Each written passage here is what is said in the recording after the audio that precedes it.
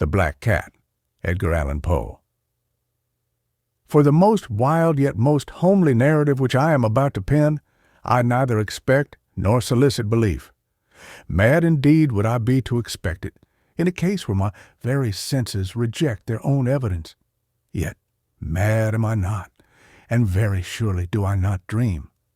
But tomorrow I die, and today I would unburthen my soul. My immediate purpose is to place before the world, plainly, succinctly, and without comment, a series of mere household events. In their consequences, these events have terrified, have tortured, have destroyed me, yet I will not attempt to expound them.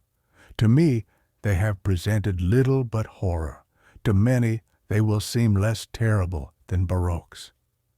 Hereafter, perhaps, some intellect may be found which will reduce my phantasm to the commonplace, some intellect more calm, more logical, and far less excitable than my own, which will perceive, in the circumstances I detail with awe, nothing more than an ordinary succession of very natural causes and effects. From my infancy I was noted for the docility and humanity of my disposition. My tenderness of heart was even so conspicuous as to make me the jest of my companions. I was especially fond of animals, and was indulged by my parents with a great variety of pets. With these I spent most of my time, and never was so happy as when feeding and caressing them. This peculiarity of character grew with my growth, and in my manhood I derived from it one of my principal sources of pleasure. To those who have cherished an affection for a faithful and sagacious dog, I need hardly be at the trouble of explaining the nature or the intensity of the gratification thus derivable. There is something in the unselfish and self-sacrificing love of a brute which goes directly to the heart of him who has had frequent occasion to test the paltry friendship and gossamer fidelity of mere man. I married early, and was happy to find in my wife a disposition not uncongenial with my own. Observing my partiality for domestic pets, she lost no opportunity of procuring those of the most agreeable kind. We had birds, goldfish, a fine dog, rabbits, a small monkey, and a cat. This latter was a remarkably large and beautiful animal, entirely black, and sagacious to an astonishing degree. In speaking of his intelligence, my wife, who at heart was not a little tinctured with superstition, made frequent allusion to the ancient popular notion, which regarded all black cats as witches in disguise. Not that she was ever serious upon this point, and I mention the matter at all for no better reason than that it happens just now to be remembered. Pluto, this was the cat's name, was my favorite pet and playmate. I alone fed him, and he attended me wherever I went about the house. It was even with difficulty that I could prevent him from following me through the streets. Our friendship lasted in this manner for several years, during which my general temperament and character, through the instrumentality of the fiend intemperance, had, I blush to confess it, experienced a radical alteration for the worse. I grew, day by day, more moody, more irritable, more regardless of the feelings of others. I suffered myself to use intemperate language to my wife. At length, I even offered her personal violence. My pets, of course, were made to feel the change in my disposition. I not only neglected, but ill-used them. For Pluto, however, I still retained sufficient regard to restrain me from maltreating him, as I made no scruple of maltreating the rabbits, the monkey, or even the dog, when by accident or through affection they came in my way. But my disease grew upon me, for what disease is like alcohol? And at length even Pluto, who was now becoming old and consequently somewhat peevish. Even Pluto began to experience the effects of my ill temper. One night, returning home much intoxicated from one of my haunts about town, I fancied that the cat avoided my presence. I seized him when, in his fright at my violence, he inflicted a slight wound upon my hand with his teeth. The fury of a demon instantly possessed me. I knew myself no longer. My original soul seemed at once to take its flight from my body, and a more than fiendish malevolence, gin-nurtured, thrilled every fiber of my frame. I took from my waistcoat pocket a penknife, opened it, grasped the poor beast by the throat, and deliberately cut one of its eyes from the socket. I blush, I burn, I shudder, while I pen the damnable atrocity. When reason returned with the morning, when I had slept off the fumes of the night's debauch, I experienced a sentiment half of horror, half of remorse, for the crime of which I had been guilty, but it was at best a feeble and equivocal feeling, and the soul remained untouched. I again plunged into excess, and soon drowned in wine all memory of the deed. In the meantime, the cat slowly recovered. The socket of the lost eye presented, it is true, a frightful appearance, but he no longer appeared to suffer any pain. He went about the house as usual, but, as might be expected, fled in extreme terror at my approach. I had so much of my old heart left as to be at first grieved by this evident dislike on the part of a creature which had once so loved me. But this feeling soon gave place to irritation, and then came, as if to my final and irrevocable overthrow, the spirit of perverseness. Of this spirit, philosophy takes no account. Yet I am not more sure that my soul lives than I am that perverseness is one of the primitive impulses of the human heart, one of the indivisible primary faculties or sentiments which give direction to the character of man. Who has not 100 times found himself committing a vile or a silly action for no other reason than because he knows he should not? Have we not a perpetual inclination in the teeth of our best judgment to violate that which is law merely because we understand it to be such? This spirit of perverseness, I say, came to my final overthrow. It was this unfathomable longing of the soul to vex itself, to offer violence to its own nature, to do wrong for the wrong's sake only, that urged me to continue and finally to consummate the injury I had inflicted upon the unoffending brute. One morning, in cool blood, I slipped a noose about its neck and hung it to the limb of a tree, hung it with the tears streaming from my eyes and with the bitterest remorse at my heart, hung it because I knew that it had loved me, and because I felt it had given me no reason of offense, hung it because I knew that in so doing I was committing a sin, a deadly sin that would so jeopardize my immortal soul as to place it, if such a thing were possible, even beyond the reach of the infinite mercy of the most merciful and most terrible God. On the night of the day on which this cruel deed was done, I was aroused from sleep by the cry of fire. The curtains of my bed were in flames. The whole house was blazing. It was with great difficulty that my wife, a servant, and myself made our escape from the conflagration. The destruction was complete. My entire worldly wealth was swallowed up, and I resigned myself thenceforward to despair. I am above the weakness of seeking to establish a sequence of cause and effect between the disaster and the atrocity, but I am detailing a chain of facts, and wish not to leave even a possible link imperfect. On the day succeeding the fire, I visited the ruins. The walls, with one exception, had fallen in.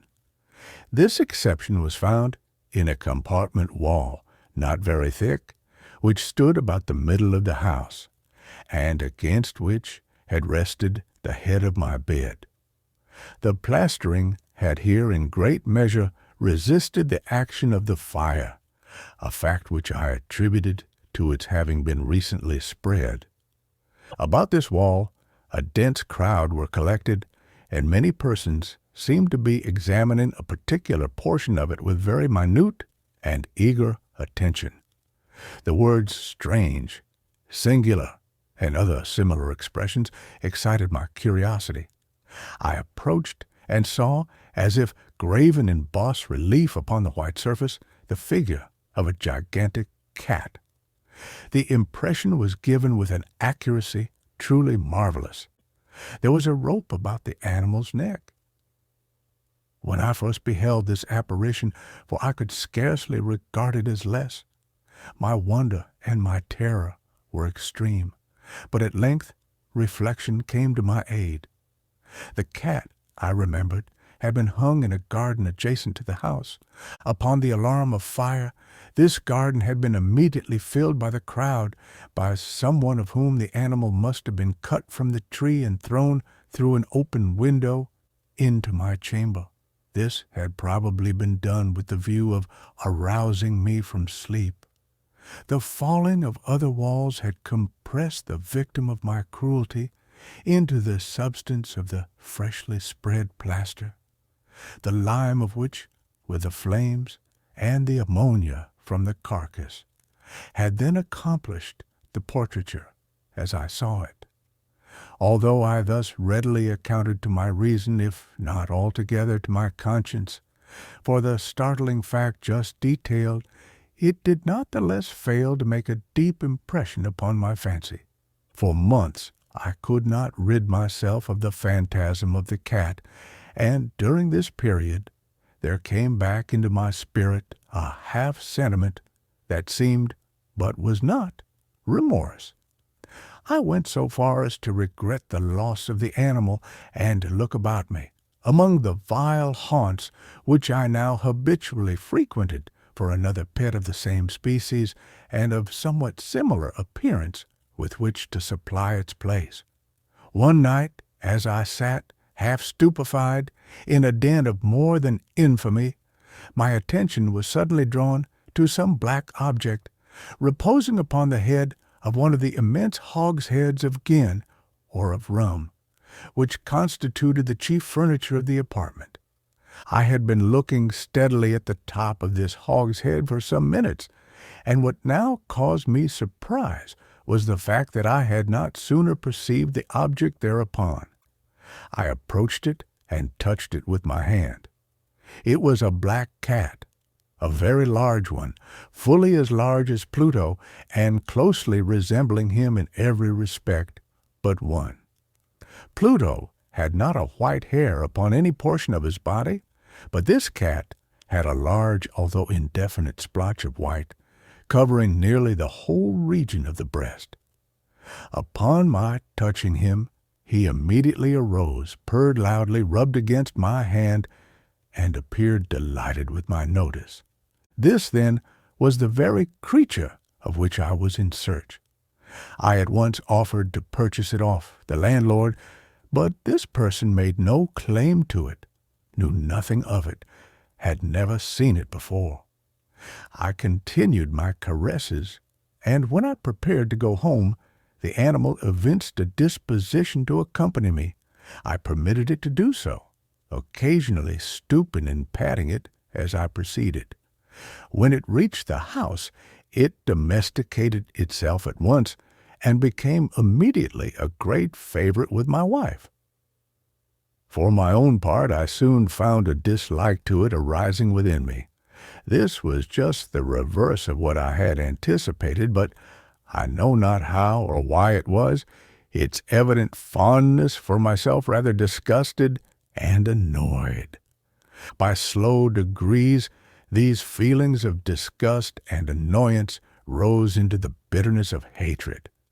I avoided the creature, a certain sense of shame, and the remembrance of my former deed of cruelty, preventing me from physically abusing it, I did not for some weeks strike or otherwise violently ill-use it, but gradually, very gradually, I came to look upon it with unutterable loathing, and to flee silently from its odious presence as from the breath of a pestilence.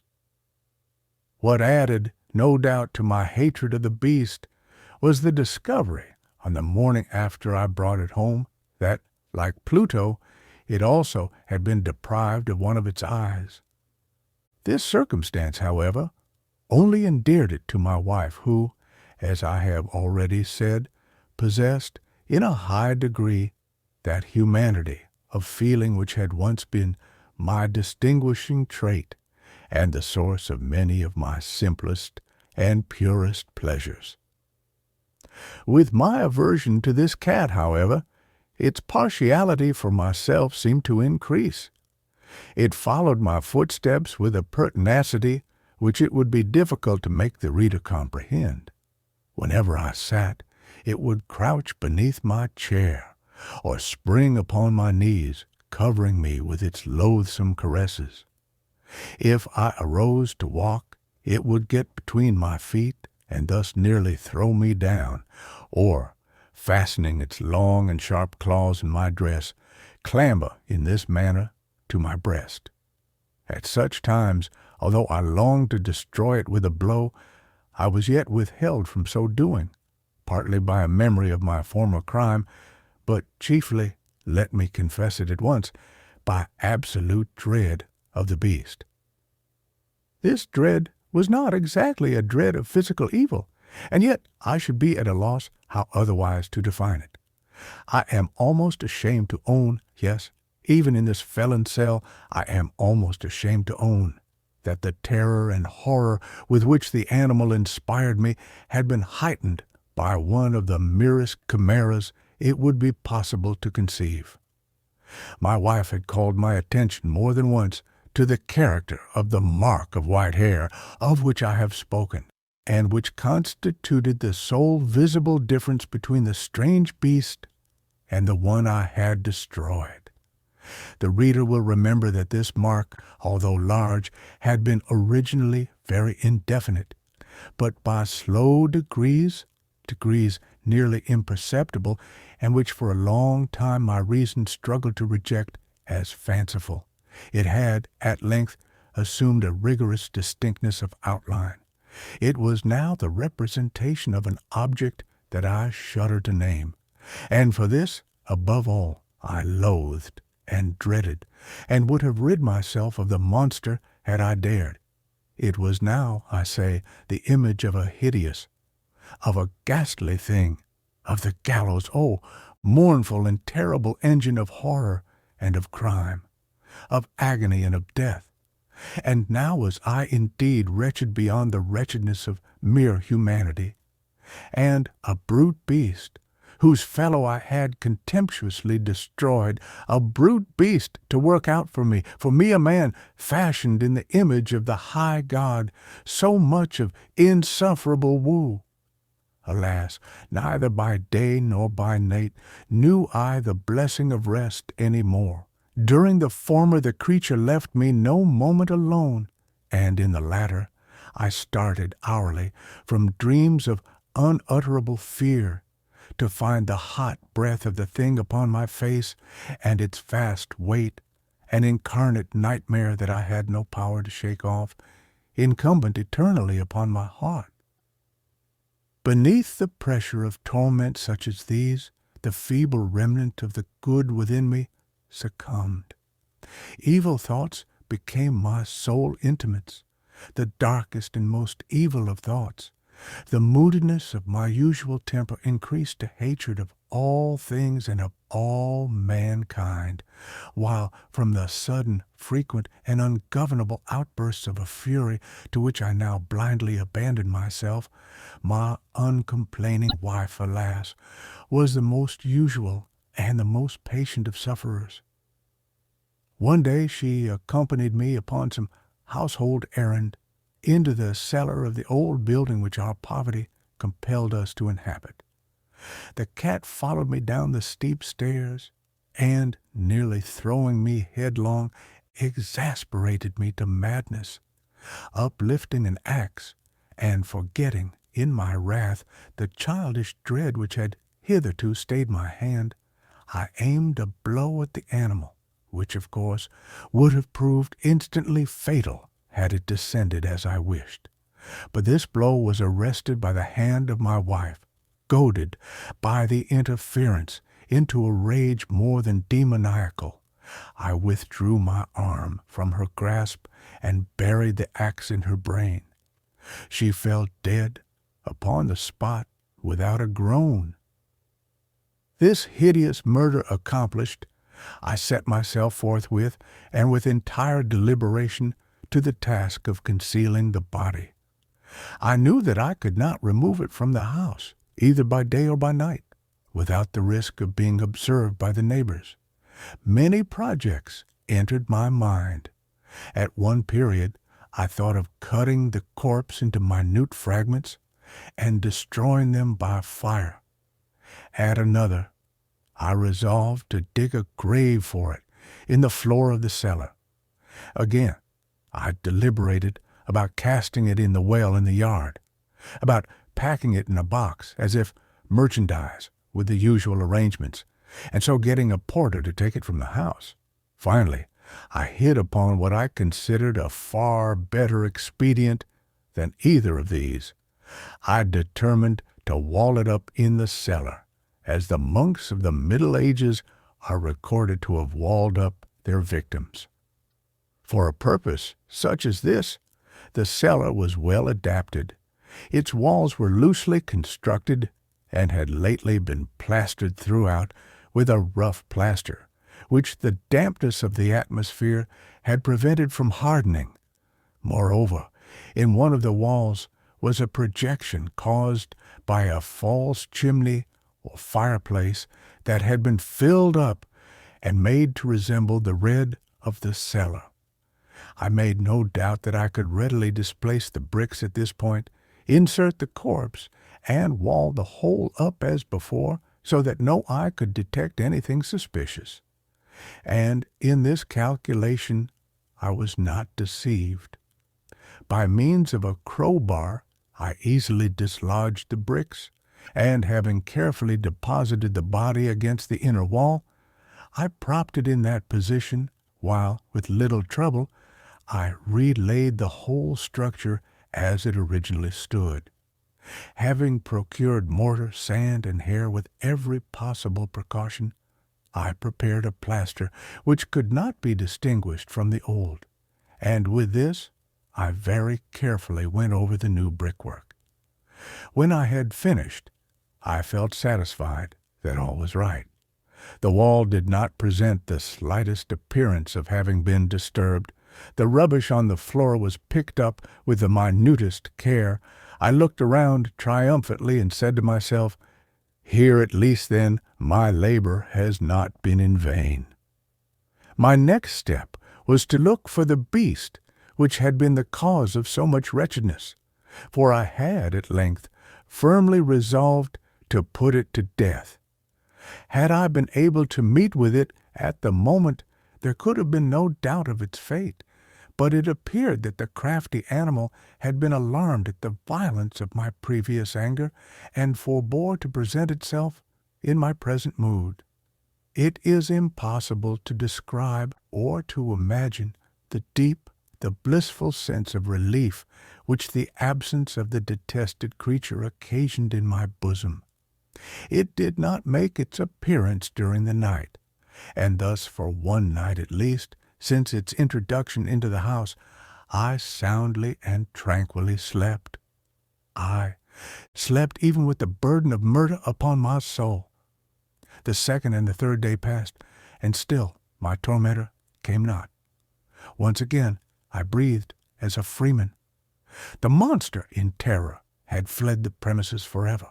I should behold it no more. My happiness was supreme.